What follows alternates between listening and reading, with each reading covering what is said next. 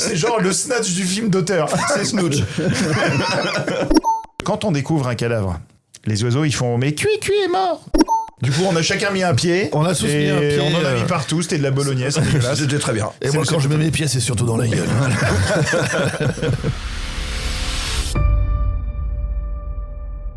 Bonjour à toutes et bonjour à tous, poètes de notre temps ou mafieux décomplexés, bienvenue dans ce nouvel épisode de Originals, l'émission qui saute de plateforme en plateforme. Moi c'est Romain et à mes côtés, comme chaque semaine, je retrouve justement notre poète des plateformes, Gauthier Jorgensen, journaliste cinéma et créateur du concept de Originals. Je vais pas vous faire un alexandrin parce que j'en ai pas là sous le coude. En revanche, il fait chaud. Hein, quand même. c'est surtout qu'on est explosé comme tout le monde et que le cerveau marche plus, quoi. Ainsi que notre parrain à tous, celui qui nous fait des propositions qu'on ne saurait refuser, Johan Sardet, journaliste cinéma et séries indépendant, qu'on peut notamment lire chez Just Watch. Va le voir de ma part, il te donnera l'agenda des sorties. Comment il est cet agenda d'ailleurs ? Il est pas mal, il y a des moutons qui mènent l'enquête, donc voilà, ça résume tout pour cette semaine. Ça fait très envie. Cette semaine, on va parler en gros plan de In the Hand of Dante, ou Dans la main de Dante. Je sais pas si c'est traduit d'ailleurs, puisqu'on l'a reçu, nous. La main de Dante. La main de Dante. Moi je l'ai eu en VO. J'ai eu In the Hand of Dante. Ouais. Bon. Dans un titre qui a mis très longtemps à s'afficher. Absolument. Mais écris-le, ton titre. Et c'est quoi ce In the Hand of Dante ou Dans la main de Dante ? Un thriller policier sur 2 temporalités avec un casting XXL, donc qui sort cette semaine sur Netflix.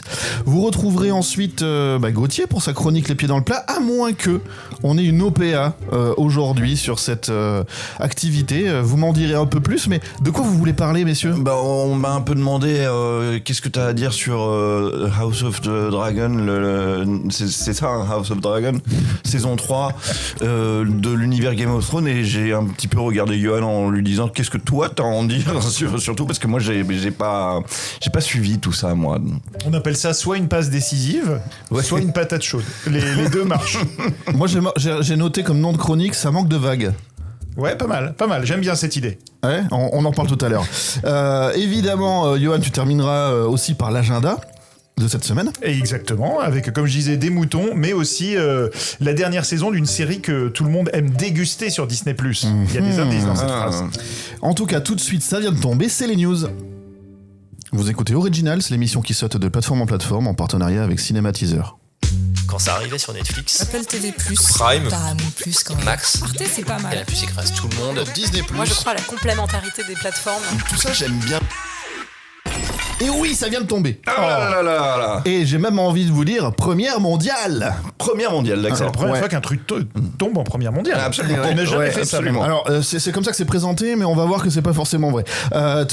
Tout le catalogue de TF1 et TF1+, est désormais accessible sur Netflix, live comme VOD, c'est-à-dire donc les programmes en direct de tout le groupe TF1+, tout ce qu'ils ont passé, qu'on peut revoir après comme en replay, et ce depuis le 19 juin. Alors, ça a fait un peu de bruit en France, puisque c'est donc la première fois que Netflix s'associe avec un média de la taille de TF1, qui n'est pas américain. Voilà, c'est là qu'il y a la première mondiale, je pense.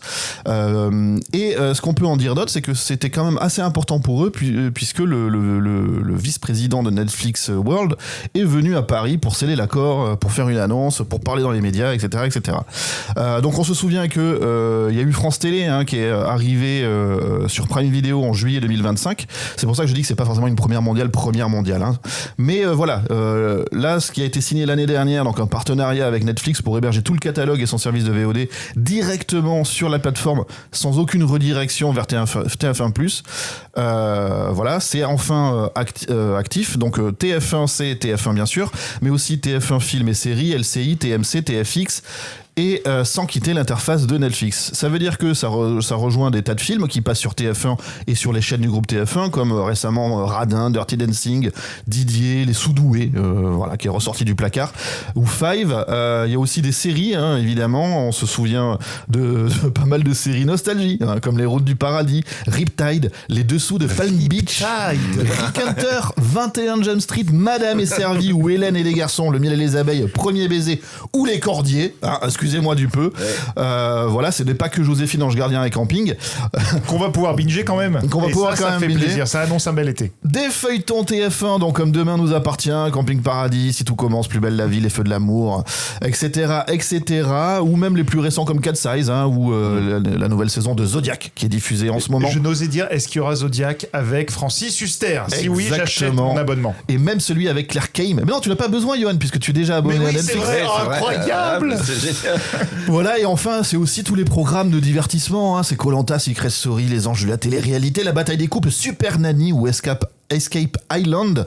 Voilà, des documentaires, évidemment aussi. Ce qu'il faut en dire, enfin, c'est qu'il y aura aussi le sport. Donc, ça veut dire les matchs de l'équipe de France à venir, les matchs de rugby éventuellement, etc., etc. Et aussi les débats des présidentielles en 2027. Donc, Chic. voilà, vous pouvez arrêter de regarder, de lancer les replays de vos box.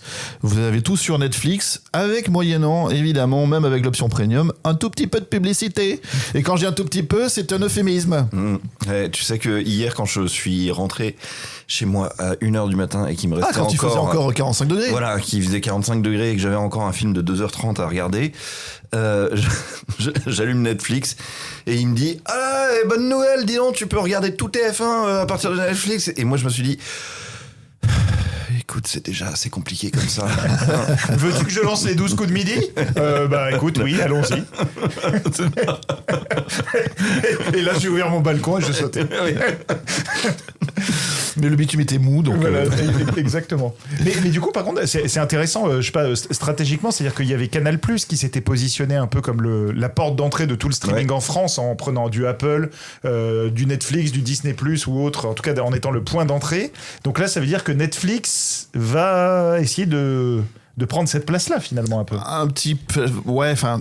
Parce que d'autres chaînes vont suivre TF1, forcément. On sait pas où va atterrir le groupe M6, du coup. Ouais. Bah oui, mais Prime Video fait un peu ça aussi, un peu une vertu d'être le portail central pour accéder à HBO, à Paramount+, à... Tu peux acheter des catalogues comme Oui, ça. c'est vrai. Donc ouais, on voit bien que tous ces géants de toutes ces très grosses plateformes prennent tout ce qu'il y a autour d'elles. Moi j'ai ça. Bon. C'est pour qui que c'est le plus intéressant? C'est pour TF1 qui est diffusé du coup un peu partout. Alors c'est limité au territoire français, et aux pays francophones. Mais où est-ce que c'est Netflix qui gagne? C'est un bon coup pour TF1 dans le sens où on sait que la télé maintenant, je sais plus, la moyenne d'âge c'est 67 ans. De spectateurs, donc en fait, et on sait que la cible de Netflix elle est beaucoup plus jeune, donc en fait des gens qui n'allaient pas sur TF1 et donc encore moins sur TF1+, voir des productions françaises, je pense à l'été 36 qui a été une des dernières grosses productions TF1 qui avait été mise en ligne sur Netflix en avance de phase, en fait ça va peut-être leur faire découvrir le savoir-faire à la française et les 12 coups de midi. Ouais. Mais il y a quand même un truc un peu paradoxal parce que moi, personnellement, je me dis que si je regarde Netflix, c'est pas pour regarder TF1. Ouais, c'est pour au contraire fuir la télé. Ouais, c'est ça. Donc, est-ce que le but du jeu, c'est que la télé linéaire disparaisse? Je pense qu'à terme, ça va être ça.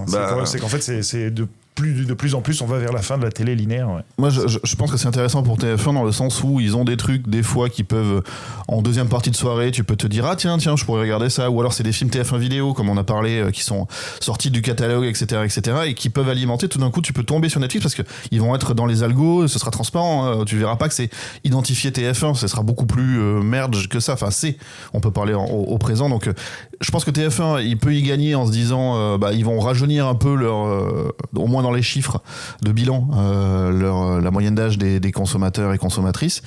Pour Netflix, je pense qu'ils ont touché un gros chèque.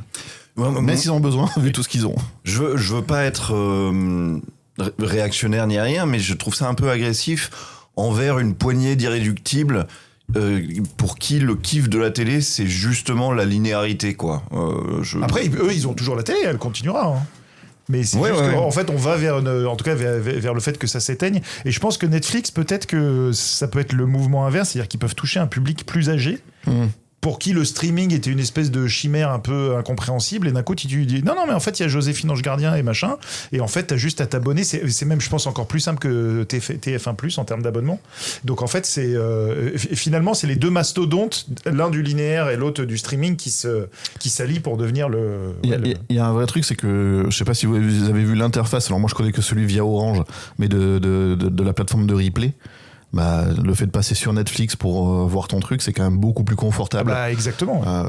Juste, voilà, pas l'algorithme, mais comment ça s'appelle, l'interface, vraiment. Non, mais l'interface est très commode. Et la fiabilité même du truc. Si tu veux, pour les gens qui aiment encore le linéaire, j'ai le sentiment que pour eux, prendre rendez-vous avec un programme, c'est un petit peu organiser sa journée autour, et c'est un petit peu la même idée que mettre une séance de cinéma dans ton emploi du temps, si tu veux, quoi. Donc ça organise un petit peu c'est ça qui est agréable, c'est que ton agenda s'organise un petit peu autour de ce truc-là. Après il y a le live, toujours, il y a toutes les chaînes live. Bien sûr.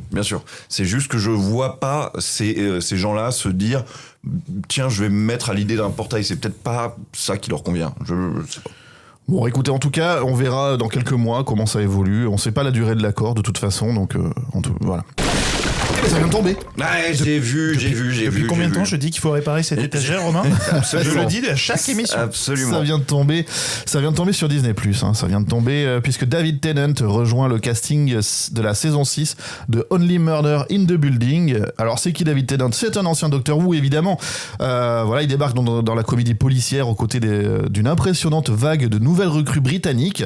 On rappelle que quand même, Only Murder in the Building, c'est 5 saisons et des dizaines de guests prestigieux. On avait eu Meryl Streep, on avait eu Paul Rudd, on avait eu Tina Fey dans les saisons précédentes. Et cette année, la comédie policière qui est toujours portée évidemment par Steve Martin Short et Selena Gomez voit arriver, entre autres de David Tennant, pas mal de noms. Alors des noms qui sont issus de Bridgerton, de Doctor Who aussi, comme Jodie Whittaker, Jim Broadbent, donc voilà des acteurs vraiment anglais connus et reconnus. Mais aussi des stars internationales, donc américaines essentiellement, comme Martin Freeman, Jerry Halliwell, alors elle est anglaise, etc., Jennifer Saunders. Il y a du monde qui se bouscule au portillon de Only Murder in the Building, qui continue chaque saison de faire sa moisson de récompenses et son audience tout à fait solide.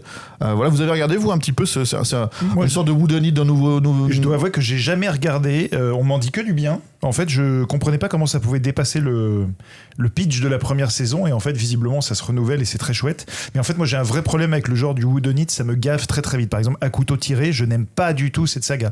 Mais pas parce que c'est mal fait, mais parce qu'en fait, de dire 2h30 pour savoir que le coupable, ça va être la personne à laquelle t'avais jamais pensé, en fait, ça m'intéresse pas trop. À l'époque, c'était bien fait, c'est que tu pouvais essayer de déduire d'après les informations et les indices et jouer au petit détective. Maintenant, pour essayer de surprendre les spectateurs, on te dit mais regardez, vous l'avez jamais vu avant, donc vous pouviez pas trouver, forcément. Ouais, moi je suis sur le genre, je suis un peu d'accord avec Johan. Effectivement, on en avait parlé cette saison d'ailleurs, parce qu'on était allé voir le numéro 3 À couteau tiré. À couteau tiré, exactement.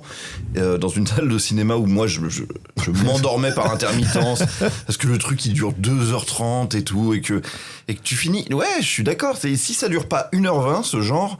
Et si c'est pas bien bricolé, tu finis par t'en foutre, au fait. Moi, j'aime bien le côté désuet un peu des choses. Quand il y a un côté old school. Ouais. La bourgeoisie anglaise du siècle dernier, il y a deux siècles, moi tout aussi, ça. J'aime bien quand ça sent le Cluedo et tout ça, mais tu sais maintenant que les trucs sont tellement sophistiqués qu'on va te dire, alors c'est pas une personne, c'est 3 personnes, en fait. Il y a lui qui a fait ce coup-là, il y en a qui ne le savait pas. Ouais, bon, c'est trop compliqué. Mais pour ce qui est de cette série, moi aussi, on m'en dit que du bien, et voilà. Mais ça vient de tomber là aussi. C'était le dernier. C'était le dernier. Il faut en profiter parce que c'est le dernier de la saison. Donc voilà. On te refais-le. Je sens que t'as envie. Oh mon Dieu, ça vient de tomber. Ça vient de tomber sur Apple TV.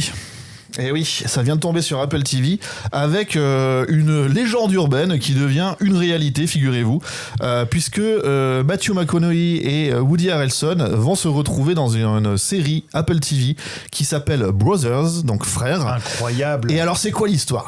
L'histoire, elle est quand même assez sympa. C'est que les deux stars, donc qu'on avait déjà vu dans True Detective saison 1, ils se retrouvent dans une comédie où ils vont incarner des versions fictives de eux-mêmes. Donc 8 épisodes, des versions romancées, parce que en fait la maman des deux a connu, de manière un petit peu proche, les papas des deux. Et un peu à une période qui est un peu proche. Et les deux, ils ont des traits physiques qui sont un peu proches. Et comme ils sont très copains à la vie, ils se sont dit, ça se trouve, on est frères. Et Woody Harrelson a toujours dit qu'il ne voulait pas faire les recherches parce qu'il adore son papa et qu'il veut pas apprendre des trucs, etc., etc. Et qu'il veut pas péter toute une histoire de famille, voilà. Mais ils aiment bien l'idée, ils aiment beaucoup être ensemble. Et donc ils se sont dit, on pourrait peut-être le faire en pour de faux. L'histoire, elle est fascinante. Et donc, voilà, ils vont faire ça sort le 23 septembre, super, on va pouvoir découvrir cette non-true story, peut-être true story, à l'antenne avec ces deux acolytes qui adorent jouer entre eux, etc., etc. Je trouve ça d'autant plus adorable que nous, on adore les voir à l'écran ensemble, quoi.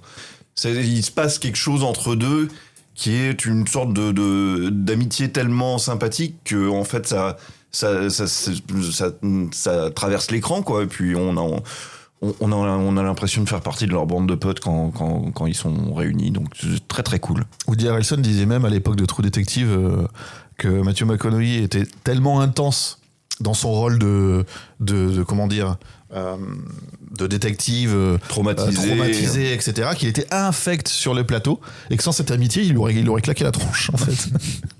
Mais ce qui est mignon, c'est ce que tu disais, c'est qu'ils sont, enfin, c'est même au-delà de potes dans la vie, c'est-à-dire que limite ils vivent l'un chez l'autre, les enfants de l'un appellent l'autre tonton, enfin il y a un vrai truc qui intrigue tout le monde depuis toutes ces années, y compris leur famille.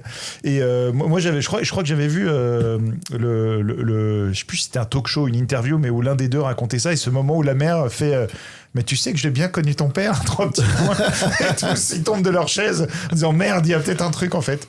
Et non, je trouve cette histoire incroyable, et en fait ça serait hyper beau qu'ils soient frères, quoi. Il y a un truc, on a envie que ça se concrétise comme ça. Ouais, en même temps ils peuvent décréter qu'ils sont frères, et puis aussi, voilà, bien quoi. sûr, tout à fait. Mais c'est vrai qu'ils ont certes ils ont pas le même forme de visage ou quoi, il y en a un qui a des cheveux, il y en a un qui en a moins, mais on remarque une petite fossette à un endroit, en fait, quand on regarde l'inclinaison des yeux quand il sourit, il fait des trucs comme ça, il y a des petites choses, hein. Et ils avaient déjà joué des frères dans Ed TV, je crois, en 99. Ah, mais oui. Parce que Matthew McConaughey était suivi toute la journée par c'était une sorte de Truman Showbiz un peu. Je crois que c'est là qu'ils se sont rencontrés. Voilà, même, hein. c'était un mec qui acceptait d'être suivi par une émission de télé-réalité pour filmer son quotidien, et Woody Harrelson jouait son grand frère. Et donc en fait c'est assez marrant, quoi, de voir. C'est un film de Ron Howard, non? Exactement. Ouais. Qui a été complètement éclipsé par Truman Show. Ouais. Ce sera tout pour les news aujourd'hui. Je vous propose d'enchaîner tout de suite avec le gros plan de la semaine.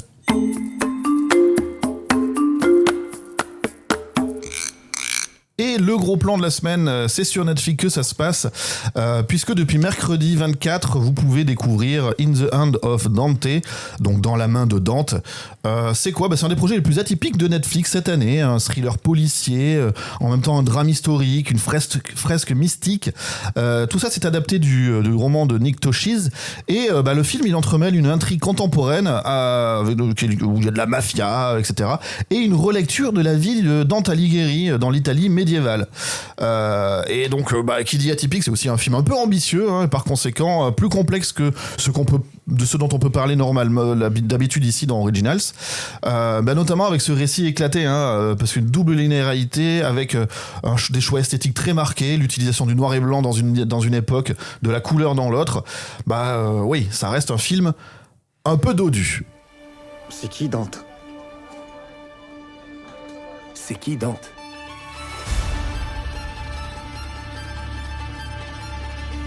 Regardez, une divinité au pouvoir bien supérieur au mien viendra régner sur moi. Quoi ? Je connais tellement bien ce livre que j'ai l'impression de l'avoir écrit. Ça vous dirait de regarder de très près l'œuvre réelle ? Aucune chance que ça arrive. Si cette œuvre existait, Ça serait le plus grand trésor littéraire de tous les temps. Ça n'a pas de prix, ça. alors on va le rendre abordable. Comment ça ? Tu ne dois parler à personne de tout ça. Parce que ce serait un péché. Ce serait vraiment un péché. Est-ce que ça va ? Cet endroit m'est étrangement familier. Vous avez l'impression d'être un peu à la maison. L'histoire, c'est quoi ? C'est qu'à New York, l'écrivain Nick Tosches, justement, est chargé d'identifier un manuscrit supposément rédigé de la main même de Dante. Donc on rappelle à Dante la Divine Comédie, tout ça. Et justement, cette découverte attire rapidement la convoitise de la mafia et entraîne l'auteur dans une enquête violente et labyrinthique. En parallèle, le film suit ce fameux Dante au XIVe siècle, alors qu'il cherche l'inspiration divine pour écrire sa fameuse Divine Comédie. Les deux récits se répandent donc à travers les thèmes de l'art, de la foi, du pouvoir et de l'obsession. Messieurs, vous avez vu ce film, qu'est-ce qu'on en a pensé ? Et il faut aussi préciser qu'ils se répondent à travers les comédiens, puisque le personnage de Dante est joué par Oscar Isaac, qui joue aussi l'écrivain, donc Nick Tosches, qui doit essayer de mettre la main sur le manuscrit et de l'authentifier. Le personnage, voilà, il y a un autre personnage qui est sa femme dans le passé, et puis qui est une sorte d'amour qu'il aimerait concrétiser dans le présent. Donc voilà, donc il y a quelques personnages comme ça qui se répondent. Et avant de laisser la parole à Gauthier, dire que c'est un projet un peu ovni, quoi. En tout cas pour Netflix, c'est très étonnant. Il est passé par Venise, si je me trompe pas, où il était en compète. Non, hors compète. Hors compète à Venise. Et en fait, ouais, c'est un film qui est à la fois très ambitieux, à la fois très blablateux. Ça peut être un film, si vous attendez un film d'action, parce que c'est vrai que dans ton pitch, qui est très juste, hein, on peut retenir le mot mafia. Alors c'est une partie, mais ça parle. Mais ça parle beaucoup. Voilà, ça parle beaucoup. Il y a des grandes tirades sur la vie, le pouvoir, l'inspiration, comme tu disais, tout ça. Donc c'est un film qui peut il dure 2h35, il peut être ressenti 4 heures facile. Gauthier, juste avant de te laisser la parole, je voulais juste préciser que c'est un film de Julian Schnabel. Donc c'est le mec qui avait fait Basquiat, c'est le mec qui avait fait Le Scaphandre et le Papillon. On peut citer aussi Van Gogh at Eternity's Gate. Il y a un casting monumental, hein. Oscar Isaac, Jason Momoa, Gerard Butler, Al Pacino, Gal Gadot, Martin Scorsese. Enfin voilà, c'est quand même un sérieux casting. Certains ont 2 rôles en plus, comme tu disais, Johan. Gauthier, de ton côté, ressenti 4 heures aussi ou un peu moins ? Non, un peu moins, mais moi je vais vous dire pourquoi j'ai profité du visionnage de ce truc, enfin, pourquoi je me suis laissé porter, c'est que Johan vient très bien de le dire, en fait il y a 14 films en un, et ce qui fait que très très vite, au bout de la 5e scène, tu te dis ah ouais, au fait c'est un peu un nanar ce film, quoi. C'est un peu un navet où donc les 2 temporalités, c'est qu'il y en a une dans le présent où tu sais pas pourquoi c'est en noir et blanc dans le présent, et en gros c'est un film de mafia complètement parodique, quoi. Et l'autre temporalité, c'est dans un format qui est moins cinématographique, donc moins large, plus carré, et c'est dans le passé et c'est en couleur. Alors que normalement c'est plutôt l'inverse. Oui, normalement c'est plutôt l'inverse. Déjà tu sens que c'est des espèces de gimmicks de mise en scène un peu précieux qui n'ont pas vraiment de raison d'être. Même si le noir et blanc est très beau. Le noir et blanc est très beau, bien sûr. Il faut rappeler que toute la photo est jolie. Julian Schnabel, c'est quand même un peintre, donc à la base, donc ce côté-là est assez travaillé. Mais tu sais pas pourquoi tout ce qui se passe dans le passé, t'as un peu l'impression que c'est en studio, que c'est un peu cheap, et que en fait c'est compliqué à dire, mais je pense qu'il avait voulu faire un film très très ambitieux. D'ailleurs, tu te sens un peu mal à l'aise de regarder ce film sur ta télé, mais tu vois bien que le film est tellement trop bancal, compliqué et informe qu'aucun distributeur de cinéma n'en a voulu, et que pour finir, Netflix a fait un film de Schnabel, pourquoi pas. Donc ça finit sur un petit écran, et tout le film, tu vois bien que ça veut le grand écran. Donc il y a un peu un paradoxe. Et puis j'ajoute que Schnabel, il aime bien faire des portraits de grands artistes, hein. Son premier film donc était sur Basquiat, et le précédent était sur Van Gogh. D'ailleurs, j'en ai aucun souvenir du film sur Van Gogh, c'est fou. Alors que Basquiat, ça m'a vraiment marqué. J'ai adoré ce Basquiat, c'était super, ouais. Mais le Van Gogh a quand même valu une nomination aux Oscars à William Dafoe, hein. Donc c'est forcément que ça avait des qualités. Je m'en souviens plus du tout. Donc là, c'est encore un grand portrait de peintre. Et puis, il y a encore des répétitions on finit par découvrir un personnage de diable à la fin qui s'appelle Mephistopheles et qui ressemble comme 2 gouttes d'eau à Basquiat. Et on se dit, tiens, Schnabel, il ressasse des trucs parce que dans la vraie vie, Schnabel, il a été un petit peu doublé par Basquiat au moment où. J'ai cru que t'allais bien. Parce que dans la vraie vie, tu rencontres des diables. Non, mais le drame de sa vie, c'est que au moment où il était au sommet de sa gloire, il y a Basquiat qui a commencé à faire un peu la même chose que lui, et toute la presse s'est tournée vers Basquiat, et c'était pour ça que c'était d'autant plus joli que ce soit lui qui rende hommage à Basquiat à travers un film.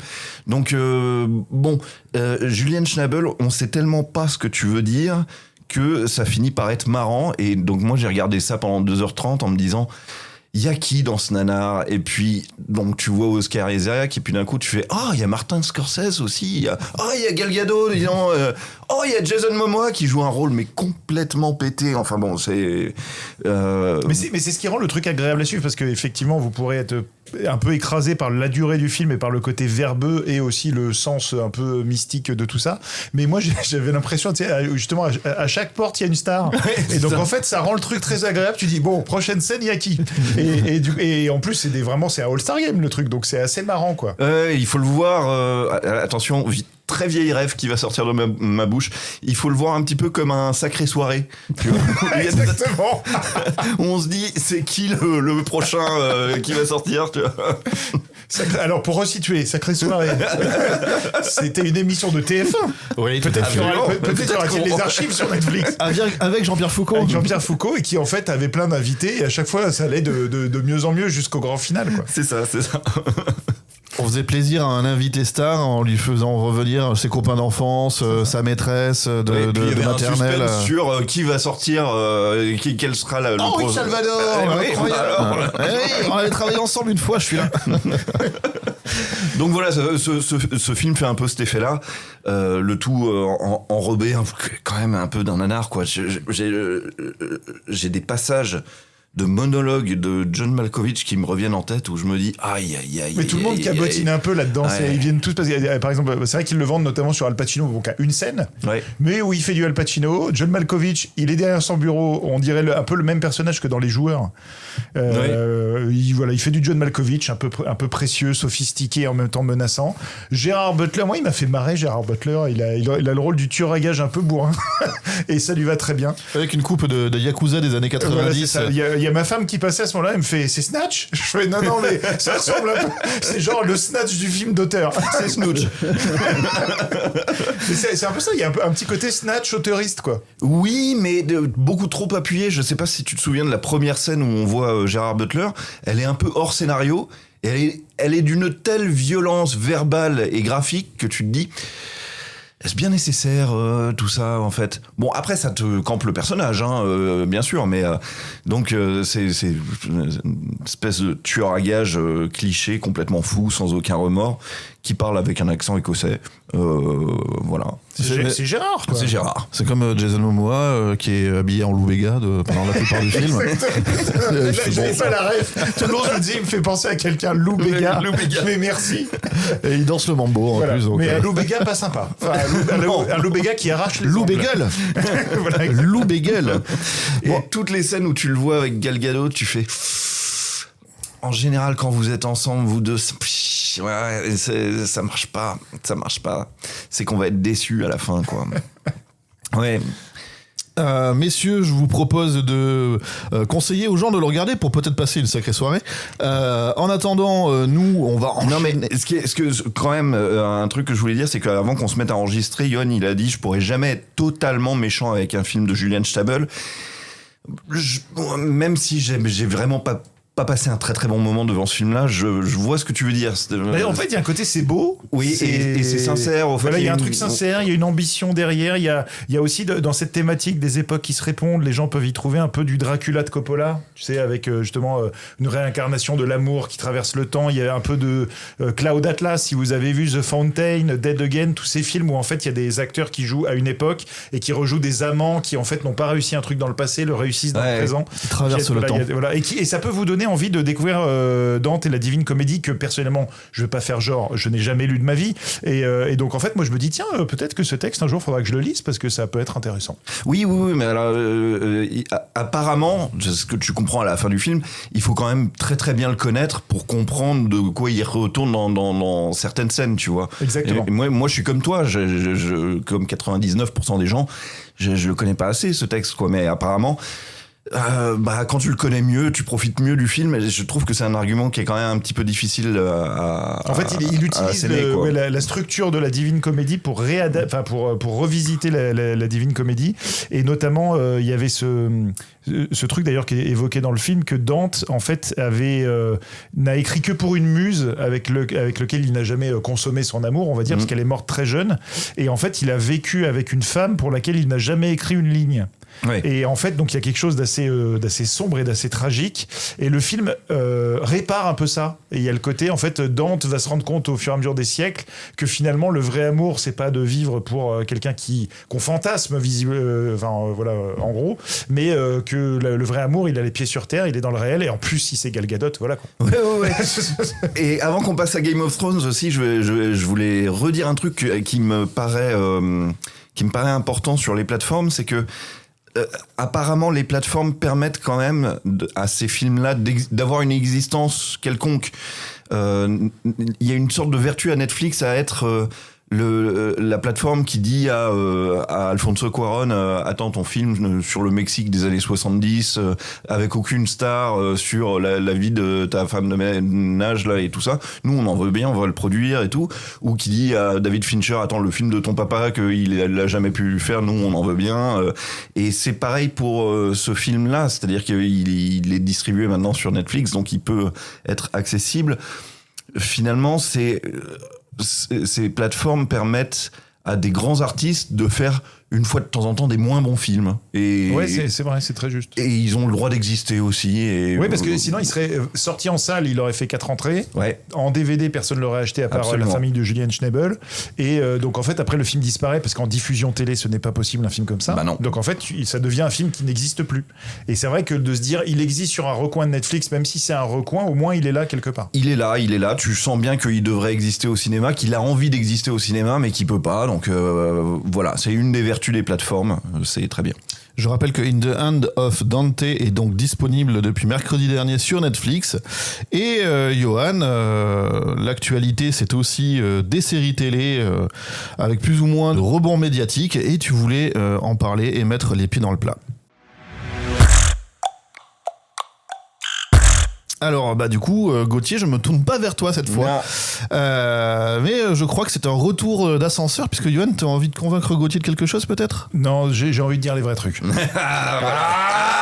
Il est là, c'est un hommage quoi. C'est très très bien ça. Non, le premier truc, j'ai envie de dire les vrais trucs aux journalistes du Parisien et du Monde.fr. Quand vous parlez de la série Sugar, ne mettez pas le twist dans le titre de votre putain d'article. Ah oui, ils ont choisi de faire ça. Interdit de faire ça. C'est interdit. Je ne parle pas que pour moi, mais il y a plein de gens qui... Et en fait, quand c'est vraiment marqué noir sur blanc et tu fais... Ah tiens j'ai l'impression qu'on m'avait dit qu'il y avait un twist, vous en parliez très bien la semaine dernière, et qu'en fait, une des forces de la série, au-delà de sa force en elle-même, c'était aussi quand même son twist. Est-ce que ça déclenchait? Et ben il y a des journalistes qui se disent que finalement, tout le monde regarde les séries Apple. Mais peut-on appeler ça des journalistes du coup? Je ne sais pas, mais ça m'énerve. Juste respecter un peu les gens qui vous lisent. Voilà, au-delà de ça, je vous aime beaucoup et c'est très beau ce que vous faites, mais juste attention à la titraille, quoi. Alors moi j'ai une question. Parce que la semaine dernière, tu nous avais teasé que t'avais une idée, que tu pensais avoir compris. Ah bon, attends, on va pas spoil là. Ah oui, mais je me suis planté. Je te dirai en antenne, mais mon idée de twist n'était pas la bonne idée. Voilà. Okay. Mais donc ça, c'était mon premier pied dans le plat. Non, le deuxième pied dans le plat, c'est pas forcément pour convaincre Gauthier, mais donc cette semaine sort House of the Dragon saison 3. À l'instant où l'on parle, le premier épisode est disponible sur HBO Max et propose la plus grande bataille navale de l'histoire de tous les temps de la télévision. Donc un truc très impressionnant. Et en même temps, j'ai l'impression que tout le monde s'en fout. Et donc en fait ça me pose vraiment une question de cette espèce de tapis roulant de contenu. Peut-être je pense qu'on l'a déjà évoqué par-ci par-là au fur et à mesure des épisodes, mais en fait cette semaine il y a quand même House of the Dragon saison 3, il y a la saison 2, on verra au moment de l'agenda, la saison 2 de Avatar, le dernier maître de l'air, dont la première saison avait quand même été bien reçue. Il y a la saison 5 de The Bear, et t'as l'impression que rien n'est vraiment un événement, que tout est un petit peu moyen et juste convenu. Et si je vais même plus loin, on est quand même dans une année, en tout cas sur ces 6 premiers mois, où on a eu la fin de Stranger Things. Au bout de 15 jours, tout le monde s'en foutait. The Boys, au bout de 2 jours, tout le monde s'en foutait. Euphoria, au bout d'une journée, tout le monde s'en foutait. Et c'est quand même des séries qui ont vraiment marqué leur époque. Et en fait, ça m'interroge beaucoup sur notre capacité, donc je ne veux pas dire les autres, mais même nous, en fait, à se dire que plus rien n'est vraiment un événement. Tout est un peu, tout est un peu de la consommation fast-food culturelle. Et je me souviens, justement, House of the Dragon fait bien écho à ça. En 2019, quand c'est la fin de Game of Thrones, c'est un séisme planétaire. Ouais. Et on pourrait pas dire mais c'est parce que House of the Dragon ils ont raté la saison 2 machin. Je rappelle que la fin de Game of Thrones tout le monde a détesté. Enfin en tout cas la plupart des gens. Moi je l'aime bien, mais il y a beaucoup de gens qui détestent cette fin. Donc c'est pas à mettre en rapport avec la qualité, c'est à mettre en rapport avec le fait que il y a presque plus d'événements culturels au sens global et planétaire. Il y aura peut-être ça avec l'Odyssée de Nolan, avec Avengers Doomsday. On espère. Obsession est en train de créer un peu ça. Backrooms aussi de manière inattendue. Spielberg par exemple c'est déjà oublié. Donc là je m'éloigne un peu des plateformes. Mais je sais pas, on est dans un moment où les trucs arrivent, on les regarde, on les consomme, on les jette, et il n'y a plus rien qui nous marque vraiment. Et ça m'interroge, c'est mes pieds dans le plat, je veux avoir votre avis là-dessus. Tu le dis très bien, et c'est marrant parce que j'y pensais justement en regardant le film de Julian Schnabel. Il y a un truc que les plateformes n'arrivent pas encore à faire, et je sais pas mettre le doigt dessus, je sais pas pourquoi elles sont pas compétentes pour faire ça. C'est que les plateformes récupèrent quand même des trucs hyper importants. Tu te souviens de The Irishman, récupéré par Netflix, donc l'ultime film de Martin Scorsese, quoi, le truc qu'on attendait comme le messie depuis que Scorsese fait des films. Et puis ça arrive, et bon, on le sait que ça arrive, mais ça sort, et t'as l'impression que c'est immédiatement noyé dans l'immense flot des contenus de Netflix, tu vois. Netflix récupère Jane Campion avec The Power of the Dog, qui est quand même juste un film dingue, qui lui a valu l'Oscar de la meilleure réalisatrice et tout ça. Et tout de suite, pareil, la temporalité efface le truc assez vite, si tu veux.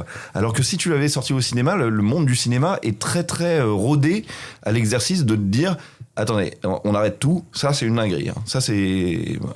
Tous les films de David Fincher maintenant qui sortent sur Netflix, on n'attend plus un film de David Fincher comme quand ça sortait au cinéma, où on se disait attendez, bientôt Gone Girl, là ça va être une dinguerie, tu vois, en fait, ou Millennium par David Fincher, ça va être ouf. Donc je sais pas pourquoi les plateformes ont pas encore ce savoir-faire de dire attendez, on arrête tout, là il y a un moment où il va falloir se consacrer à ça et en parler autour de vous et tout ça. Et c'est vrai ce que tu dis, on ressent cette espèce de roue qui fait passer tous les programmes les uns après les autres. T'as le sentiment qu'elle va de plus en plus vite, quoi. Ouais. Il y a un sentiment de la peur de rater le nouveau truc. Donc du coup tu consommes et surconsommes beaucoup de choses et tu passes directement à la suite et t'as pas le temps de le digérer. Il y a plus de cette espèce ni de culture de l'attente, puisqu'ils dégainent les trucs, ça sort du chapeau, t'as même pas eu de temps de te projeter en mode dans 3 mois il va y avoir ça, dans 2 mois, là c'est dans combien de temps, enfin, il y a plus ce truc là. Et après, à peine tu l'as mangé, quand vous revoulez du dessert. Tu vois, t'as déjà quelque chose voilà, et comme s'il y avait une peur du vide. Voilà. Je pense que les interfaces des plateformes ne jouent pas en cette faveur-là non plus, puisque t'es à un bouton sur ta télécommande de passer du truc XXL à le pauvre truc tout naze qui a été récupéré, racheté à l'autre bout du monde, etc. Et voilà, c'est mis au même niveau dans les recos, dans les trucs, etc. Il n'y a pas de produit premium, en tout cas identifié en termes d'UX, d'interface utilisateur. Je pense que ça joue, mine de rien. Quand on passe voilà, de film en film, de série en série, de projet en projet, tout est un peu au même niveau, même si tu as des sous-répertoires à voir dans votre vie ou ce genre de choses. Ouais, tu vois, c'est la même forme, c'est la même tronche, c'est les mêmes couleurs, c'est la même taille de vignettes, etc. Et quelles que soient les plateformes, hein. Attention, je fais pas de, il y a pas, c'est pas parce que Netflix est un peu en tête là-dessus que il y a que ça. Donc ça c'est un premier truc. Et le deuxième, je pense que pas mal de fans âgés, quand je dis âgés, c'est qui sont autour de 50-60 ans et les générations un peu avant, un peu après, sont un peu peut-être usés par énormément d'attentes sur des choses qui ont été peut-être trop rapidement essorées par des producteurs plus que par des créateurs, sont été un peu échaudés en fait, et la nouvelle génération elle prend pas les mêmes référents, elle absorbe pas les mêmes produits. Il y a plus cette filiation. Moi, je suis fan des films de KPDP, de Jean Marais, etc. Parce que mes parents me les ont fait voir. Il y a eu une filiation de ça. Je suis pas sûr qu'aujourd'hui la nouvelle génération s'inscrive dans la même continuité. Il y a toujours une rupture et une continuité, mais il y a un éclatement du socle culturel en plein de niches en fait. Et voilà. Et comme on a énormément de propositions, on n'a plus du tout les mêmes référents. Alors, je t'arrête juste sur Stranger Things, ou même la dernière saison, quand elle sort la première partie en novembre, il y a un petit truc. Il y a un petit frémissement. On retrouve l'ambiance Game of Thrones d'avant. Et comme en fait la partie 2 et la partie 3 ont beaucoup déçu, le pétard est retombé. Voilà, je pense qu'il y a donc cet éclatement que tu dis est hyper important aussi. Voilà, je pense qu'il y a une conjoncture globale qui fait tout ça. Et c'est dommage, même un Star Wars par exemple. Alors pareil, je sors des plateformes, je suis au cinéma essentiellement, mais qui était un événement, etc. Aujourd'hui, il y a Mandalorian et Grogu qui sort, c'est juste une série télé où t'as toute la saison d'un coup. Et t'as pas ce côté. Un Star Wars, c'était révolutionnaire, ça sortait rarement, c'était des avancées technologiques aussi. Le dernier événement comme ça que je pourrais avoir en tête, c'est peut-être Avatar en fait. Avatar même 2 ou 3, même si on les aime moins, même si on a beaucoup de choses à dire sur le cinéma de James Cameron, mais il y avait quelque chose de on transcende le média pour en faire un truc visuel. C'est pour ça que le Nolan fait créer de nouvelles salles IMAX un petit peu partout. Il y en a une nouvelle qui a ouvert à Montpellier, etc. Donc peut-être que c'est voilà, il faut pas oublier ce côté technologique. Quand Le Seigneur des Anneaux il sort, à l'époque Peter Jackson il réinvente plein de choses en termes de possibilités techniques, au niveau des caméras RED, au niveau de la Spider-Cam qui après est dans tous les stades de foot et de voilà, donc il manque ce côté un peu ambition. Si on fait tout sur un écran arrondi qui empêche les fonds verts, cet fameux écran volume qui est utilisé partout et qu'on sait pas s'en servir, et ben on voit les décors, on voit les ficelles, on voit que c'est cheap et du coup il n'y a plus d'assentiment, il n'y a plus ce côté waouh. Enfin voilà, c'était mon monologue, je pose le micro. Je peux émettre une hypothèse qui va nous cirer les pompes un petit peu. Je pense qu'il n'y a pas encore beaucoup de culture de la plateforme et je pense qu'il n'y a peut-être pas encore assez de gens comme nous, au fait, tout simplement. Pour événementialiser tout ça et faire de la curation, tout simplement, quoi. Alors contribuez, appelez le 08. C'était un triple pied dans le plat. Du coup, on a chacun mis un pied. On a tous mis un pied. On en a mis partout. C'était de la bolognaise. C'était très bien. Et moi, quand je mets mes pieds, c'est surtout dans la gueule. Et sinon, tu nous manques. Et sinon, sur House of the Dragon, moi j'ai très peur parce que là, on nous dit oui, la plus grande bataille, etc. Très bien, mais j'ai peur que la suite de la série, ce soit vraiment pas à la hauteur, comme la saison 2 était vraiment pas à la hauteur. Donc, si l'auteur s'est barré en critiquant certains choix de la production, c'est pas pour rien. Apparemment, il y a des rajouts pour choquer encore une fois dans la saison 3 de House of the Dragon directement, notamment des bisous encore plus que incestueux qu'on n'a jamais vu, mais qui sont pas dans les livres. Voilà, donc vous faites-vous votre avis. Hein. Moi, j'ai pas regardé tout ça, mais il y a un truc qui me surprend sur Game of Thrones de manière générale, c'est que j'ai l'impression qu'il y a eu un pic Game of Thrones avec Hodor et la Porte et tout ça, et que depuis toutes les saisons de Game of Thrones et tout ce qui est sorti de Game of Thrones, tous les fans sont là à dire « Ah, c'est nul. Ah, c'est nul. Ah, c'est encore pire. Ah, la fin, elle est très très mauvaise. » Et pareil pour House of the Dragon, j'ai que entendu la saison 1 c'est nul. Non, la saison 2 c'est pire. La saison, alors, du coup la saison 3 je me demande un petit peu ce qu'ils en attendent. Ceci dit, l'autre spin-off dont on avait parlé ici était bien. Hein. Moi parce qu'il respecte le livre en l'occurrence. Hein, je suis désolé, je vais pas vouer un culte à George Martin, mais si Game of Thrones a descendu, c'est à partir du moment où la série a rattrapé la diffusion, enfin la production du livre, et que du coup il y avait plus de matériaux sources à adapter, donc ils avaient des grands jalons, ils y sont allés, mais il y avait plus rien qui faisait sens. C'est à peu près fin de saison 5, début de saison 6. Et House of the Dragon, la saison 2, c'est juste du remplissage. Ça n'existe pas dans les livres, c'est juste pour garder les acteurs, parce que il y avait la grande bataille et qu'il y a pas mal de gens qui disparaissent. Donc forcément, ils voulaient garder des acteurs. Ils ont étalé sur toute une saison en inventant des espèces de fantômes incarnés par des femmes mystérieuses, des gens qui entendent des voix et tout ça. Mais c'est un trope. Moi, je peux plus le voir. Oh là là, j'entends des voix. Arrête, s'il te plaît. Et puis moi, j'en ai marre de la trivialité du Moyen-Âge. Tu sais, le truc de Paul Verhoeven avec la chair et le sang. Ouais. Le Moyen-Âge, au fait, c'est crasse-pourri, et puis les gens, c'est des barbares et tout. J'en ai marre de ça. Est-ce qu'on peut revenir au truc KPDP, justement et avec des collants et des gens rasés de près. Exactement. Et si tu viens pas à la Gardère ira à toi. Et nous allons aller où ? Nous allons aller du côté de l'agenda, bien sûr. Ça va être ton moment, Johan.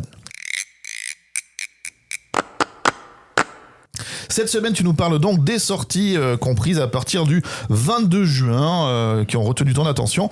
Et de quoi ça s'agit, s'il te plaît ? Ça s'agit du dernier service pour l'une des meilleures séries des années 2020. C'est la saison 5 de The Bear qui arrive sur Disney+.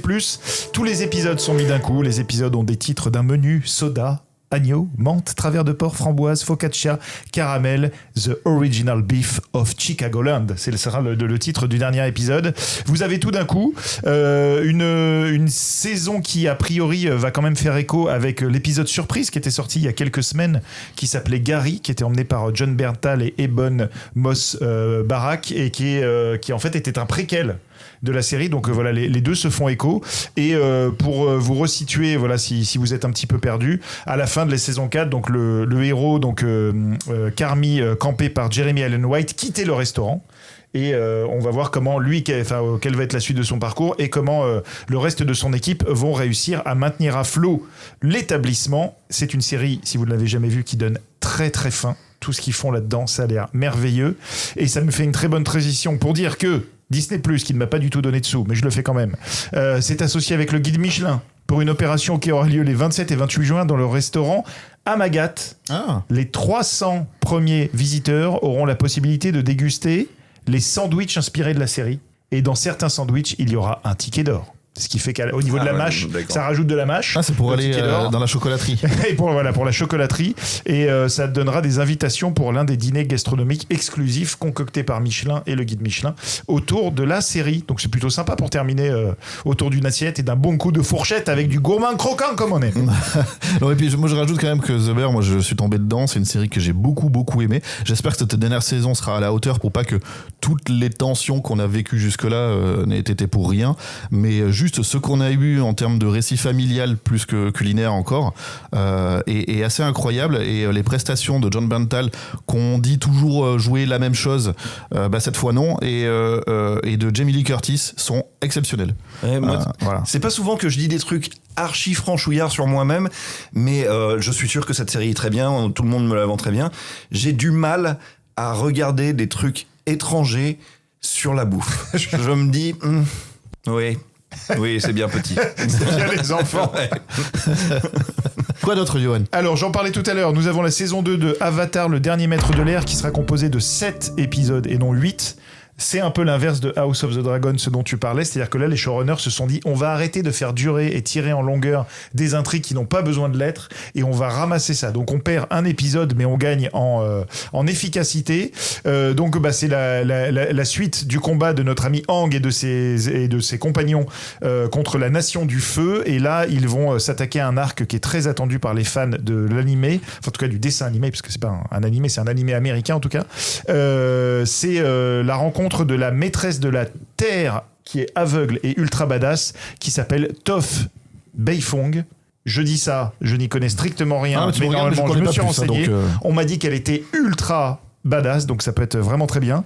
Un point aussi important en termes de rendu visuel, c'est que l'un des showrunners, je pense que c'est assez rare, c'est un superviseur des effets visuels qui a bossé sur Stranger Things, Game of Thrones justement et The Flash, et donc en fait il y a à la fois, donc en fait c'est un espèce de tandem entre une scénariste et quelqu'un qui a vraiment l'œil visuel, donc ça peut être intéressant d'avoir ce tandem qui supervise cette nouvelle saison qui normalement j'espère sera suivie par une 3e saison, puisque je crois que le dessin animé tenait en 3 saisons, le dessin animé d'origine, et sachant que si vous êtes fan de cet univers, un autre long métrage animé cette fois est en préparation du côté de Paramount, et qu'une nouvelle série animée est en préparation aussi, parce que dans l'univers en tout cas dans ce monde-là, donc où chaque fois il y a un avatar, donc c'est quelqu'un qui arrive à contrôler les 4 éléments.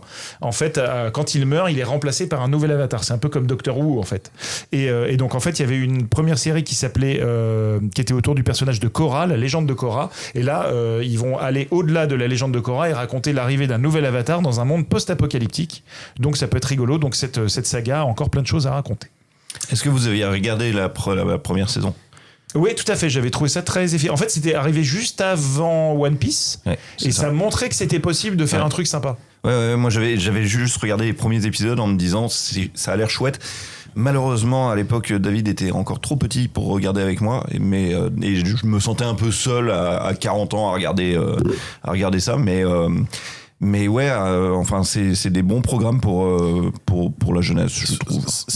Si vous avez été échaudé par le film qui était sorti, ne restez pas sur cette mauvaise digestion et tentez peut-être que ce soit ou l'animé. Vraiment échaudé par le film qui est sorti, tellement il est nul. Si tu veux, c'est une expérience humaine de le regarder et de se dire waouh. Et voilà, donc ne restez pas là-dessus et tentez ou la série animée ou la série live action de Netflix. C'est quand même beaucoup plus intéressant. Et ça n'a rien à voir avec les navis, on le rappelle, parce que c'est vrai que ce titre Avatar, on ne le comprend pas. Et voilà, donc ne confondez pas.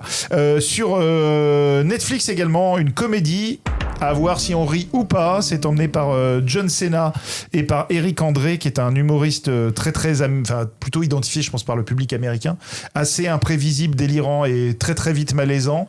Et donc en fait, c'est l'histoire d'un agent immobilier à qui tout sourit, donc John Cena, qui apprend que son frère a eu un accident, donc il va à l'hôpital et il découvre qu'en fait c'était pas son vrai frère, c'était son frère un peu d'enfance, un espèce de taré profond qui va s'incruster dans sa vie et lui pourrir la vie. C'est notamment donc emmené, donc j'ai donné le tandem, il y a aussi Michel Monaghan, Christopher Meloni que j'aime bien, Stabler de New York Unité Spéciale, je suis toujours content, j'ai l'impression que ce monsieur passe à côté de sa carrière alors que je l'aime bien. Voilà, donc si je peux parler de Christopher Meloni, je suis content. De ce que j'ai vu de la bande-annonce, moi j'étais un peu atterré. Donc je vais pas vous le survendre. Regardez la bande-annonce et dites-vous si c'est pour vous ou pas. Parce que je connaissais pas trop l'humour de Eric André. Ça a pas l'air d'être mon humour. Okay. Voilà, c'est tout ce que je peux dire. On dirait un peu du Sacha Baron Cohen, mais en pas drôle. Ça fait envie.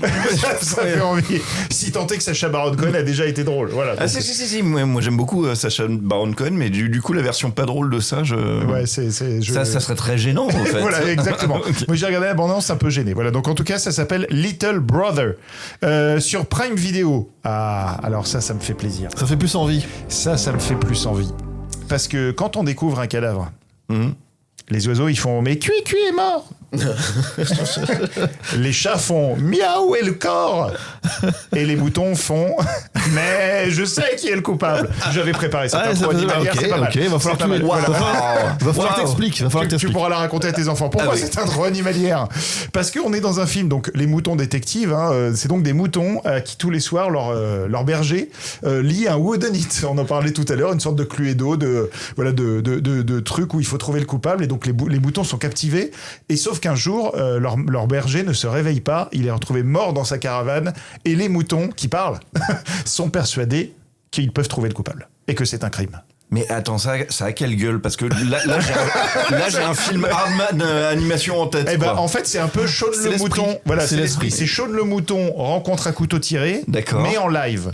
Donc avec des moutons qui, que vous leur voyez des en vrais image moutons. de synthèse et avec des vrais moutons. Et avec un super casting, puisque il y a Julia Louis-Dreyfus, Bryan Cranston, Regina Hall, Patrick Stewart, Bella Ramsey, Brett Goldstein et plein d'autres qui prêtent leur voix aux moutons. Il y a une dizaine d'espèces de moutons. Moi, quand on me dit dessine-moi un mouton, le Petit Prince, tout ça, je fais un mouton. En fait, il y a plein de sous-espèces de moutons. Vous allez en découvrir une bonne dizaine. Le berger est joué par Hugh Jackman. Complètement fou. Voilà. On aurait dû faire un épisode là-dessus. Voilà, et en fait, il y a un petit esprit, en tout cas de ce qu'on voit dans les images, un peu à la Hot Fuzz, je trouve. Le côté aussi, il va y avoir des flics qui mènent une enquête, mais dans une petite bourgade et tout ça. Donc, ça a l'air de croiser plein d'univers. Alors là, si le Camoulox c'était pas terminé, c'est réalisé par le Kyle Balda, qui était le réalisateur des Mignons. Voilà, donc il a fait les Mignons, Moi Moche et Méchant et tout ça, qui était directeur de l'animation sur Jumanji, donc il sait mettre en scène des animaux virtuels, et c'est écrit par Craig Mazin qui a fait The Last of Us et Tchernobyl. Et c'est improbable. Mais le monsieur a aussi fait Very Bad Trip 2 et 3 et Scary Movie 3 et 4. Donc il aime bien manier le gag. Donc bref, peut-être qu'on aurait dû faire le focus là-dessus. Les moutons détectives. Peut-être c'est tombé dans mon Peut-être qu'on fera la vignette de cet épisode là-dessus.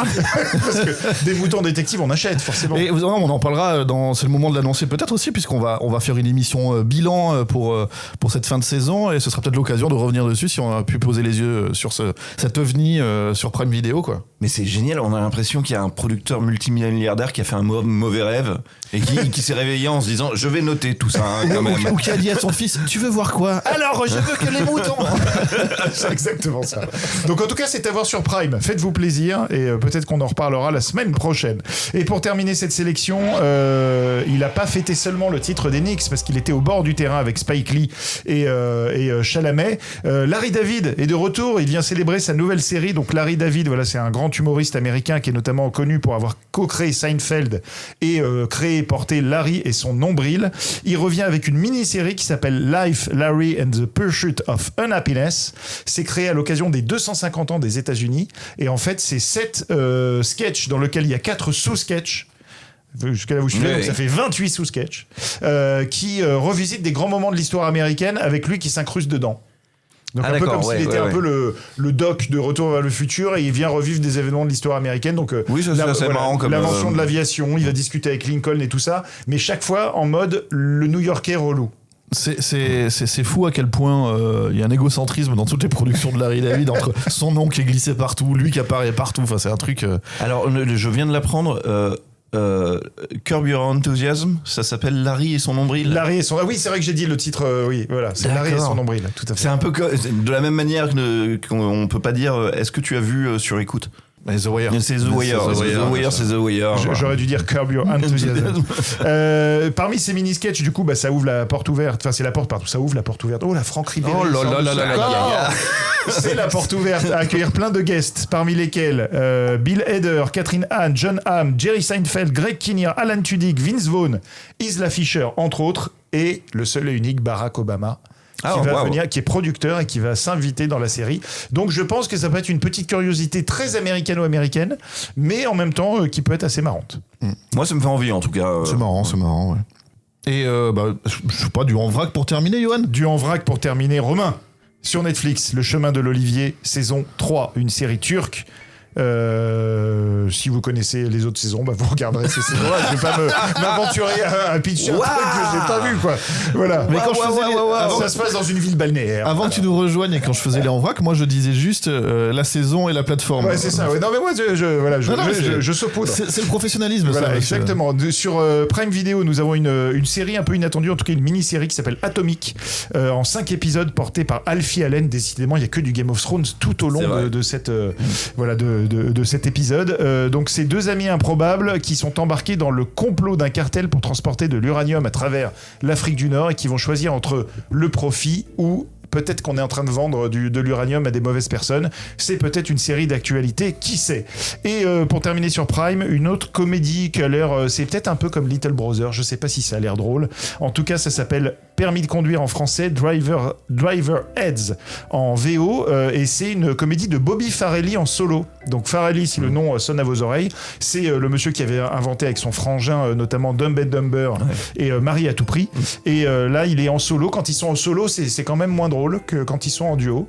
Et là, c'est l'histoire de 4 jeunes qui prennent la voiture de cours de conduite en fait qu'il a hijack un petit peu pour aller à l'autre bout du pays dans une université où le conducteur pense que sa copine le trompe.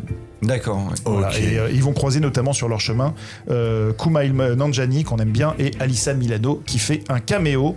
Et pour terminer, je rappelle que House of the Dragon saison 3 c'est sur HBO Max et Hand of Dante sur Netflix. Tout à fait. Merci beaucoup Johan et ce sera tout au niveau des sorties et c'est d'ailleurs là-dessus que s'achève notre émission aujourd'hui. Les copains, il n'y a plus rien à visionner. Oui. Il n'y a plus rien à visionner. Ça y est, les devoirs sont faits, tu vois. Effectivement, puisque c'est la dernière émission classique de Original saison 2. On se retrouve par contre la semaine prochaine pour une émission bilan de ces 6 derniers mois de plateforme pour faire qu'est-ce qui a retenu notre attention, qu'est-ce que si vous l'avez raté, on vous conseille, etc. Et ce sera doublé par une autre émission qui sortira mi-juillet et qui elle vous dit tout ce qu'il faut pas rater pendant l'été et comment s'occuper et dont on reviendra dessus puisque a priori une saison 3 de Originals est en gestation. Donc voilà, c'était Original saison 2 épisode 42. On remercie notre partenaire Cinéma Teaser pour sa confiance et son soutien. Merci les copains. Magic Andou au montage. Ouais, bravo Andou, bravo d'avoir tenu jusque là. Hein. Et nous, on se retrouve vendredi prochain à 17h donc pour toujours plus d'actu ciné, série doc ou animé et toujours plus de créations originales. Bye bye. Bye bye. Salut mon petit bouchon, c'est Jean-Pierre Mariel.